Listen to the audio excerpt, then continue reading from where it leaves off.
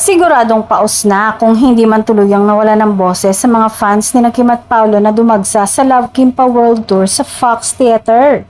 Sa simula pa lang ng concert, halos hindi na huminto ang tilian ng kanilang mga tagahanga na talagang nagpakita ng todo suporta. Kapansin-pansin din ang effort ng mga kababayan natin sa Amerika na talagang naghanda pa ng customized t-shirt at tote bags para sa espesyal na gabing ito. Kitang-kita ang saya sa kanilang mga mukha habang papasok sa venue at lalo pa itong nadagdagan ng tuluyang magpakita sa entablado ang Kim Pao. Bungad pa lang ng concert, pasabog na agad ang dalawa sa pamamagitan ng kanilang performance ng mga sikat na OPM songs. Hindi rin nagpakipot sa kanilang fans dahil bumaba pa sila ng stage para mas mapalapit at makihalubilo sa audience.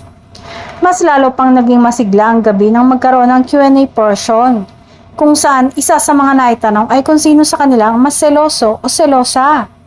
Pareho nilang itinanggi ito at sinabing wala naman silang pinagseselosan. Pero hindi nagpahuli ang fans sa paghirit na tila si Paolo raw ang mas seloso. Aliw na aliw din ang lahat sa mga creative na placards ng fans. Isa sa mga pinakaagaw pansin ay ang may hawak ng isang mami na may nakasulat na "Sabi ni Mami, will you marry me, Paolo?" na mismong binasa ni Kim na ikinatawa ng lahat lalo na't parang siya na mismong nag-propose kay Paolo. Hindi rin nagpahuli sa kilig ang mga biroan ng dalawa lalo na nang banggitin ni Paolo na gusto niya ang luto ni Kim. Agad naman na itong sinagot ng fans ng sinigang na hipon na lalong nagpasaya sa buong venue. Kahit pilit itong iniwasan ni Kim, halata pa rin ang kilig na hindi maikakaila.